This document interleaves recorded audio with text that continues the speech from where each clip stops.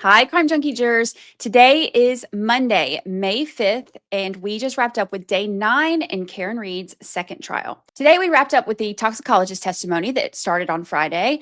We heard from a couple people who drove to Fairview briefly and saw Karen Read alone in her car with the dome light on. And we heard from one of the friends of Brian Albert Jr., who left Fairview Road that night and got a ride home from the McCabe's. But the big moments of the day didn't really come until after all of that. So here are my top 3 biggest moments of the day. First up, Katie McLaughlin's version of the I hit him story. Now, Katie McLaughlin from Canton Fire Department was one of the first responders on the scene, and she took the stand today giving her testimony, including her version of the story of hearing Karen Read say, I hit him. But here's why this made one of my top moments. Katie testified that Nuttall and Flamati were both in the back of the ambulance with John O'Keefe when this happened, when she says she heard Karen Read say, I hit him, I hit him. But she said it 4 times instead of 2 or 3. That part keeps changing. But that means that they could not have heard it if they're in the back of the ambulance. And she says after Karen Read said it, she went to the back of the ambulance, and that's when she told them about it, as in the information came from her. So this could be a really big deal. Think about it like this. It's a chaotic scene. Everyone's talking about what's going on or what they heard. Maybe this could be where the information actually came from for Flamati and Nuttall, kind of like a false implanted memory from being told about it, because that's actually a very common thing, especially in high stress situations. Now, one of the most shocking moments came when defense attorney Alan Jackson is questioning McLaughlin on cross. And he points out that she says that Officer Seraph also heard Karen say this, and that he even turned around and asked her to repeat it, and then said to call over Sergeant Good.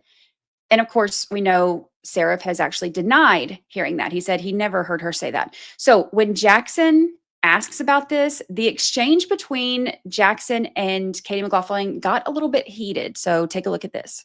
Do you see any reaction from him? He responded, "You what?" And she repeated it again, and then he told someone to get the sergeant. I know that's what your statement is. I know that's your testimony. I'm asking about the video. Do you see him reacting right here? You'd have to play it again. I wasn't looking at that part. Do you see him handcuff my client? Oh, no. You see him call anybody over to handcuff my client? He turned to signal to get Goody down here is what. So they handcuffed her? No. Right. They didn't handcuff her? No. Even though she just confessed in front of a police officer, according to you? That's what she said. I hit him. It's my fault. I did it. That's a confession, correct? She said, I hit him. And Officer Seraph just stands there, and my client walks away, correct? You'd have to talk to Officer Seraph about that. Oh, we have. You should. Mr. McLaughlin, Objection to this. Okay, next up is the leaf blower. Now, retired Lieutenant Paul Gallagher from Canton PD took the stand today, and this is the first Canton officer that the jury has heard from. So today was actually the jury's first real introduction into how that investigation went.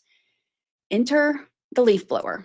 So here's the thing. I know it's difficult weather, and they want to get evidence, but can we all agree that there's nothing controlled or slow about a leaf blower? Gallagher said that he had someone record him doing this because he had never done it this way, and he thought someone may have some questions about it. And we do. And also, reporters in the courtroom were saying that when they played the video of him actually with the leaf blower, that the leaf blower on the video was really loud on the speakers. So I guess that woke up the jury after lunch.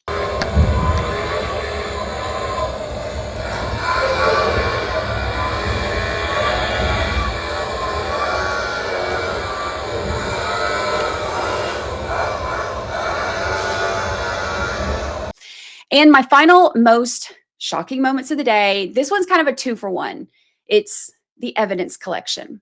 So Gallagher says he saw drops of blood in the snow and decided that he needed to collect them. Now, Canton PD is about 1.5 miles away from 34 Fairview, but he thought it would be too much to go there to get something to collect them with. So he just went across the street, and it's the home of another Canton PD officer who gave him red Solo cups. Now, while this seems wild to me and to pretty much everyone who's been following this case, Lieutenant Gallagher was asked about it on cross-examination, and he actually seemed pretty proud of it. Take a look. I asked for plastic or glass containers. He had Solo cups, and I utilized them. The same kind of Solo cups that we all see at backyard barbecues. Yep, they hold liquid terrifically. So what happened to those Solo cups? Well, they were put into an evidence bag. Wait, nope. They were put into a Stop and Shop bag. But no worries, because Gallagher says it's basically the same thing, just cheaper. What type of bag? It was a craft paper bag. In this particular case, we utilized a Stop and Shop bag. Is that any different than a bag from the police department? This made of the same paper, craft paper, the same size and dimension, other than Stop and Shop and evidence and probably price. They're basically the same bag. Jackson pointed out that the reason the evidence bags are more expensive is because they're for evidence and you can guarantee where they've been. But Gallagher, I guess, didn't seem to agree with that.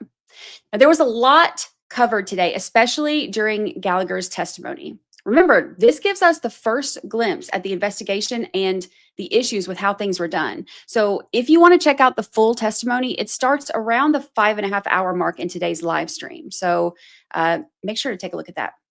So that's it for day 9. Now, if you want a full recap of everything that you missed, check out my podcast at the end of the week. I'll have each week covered. So that's 13th Juror Podcast.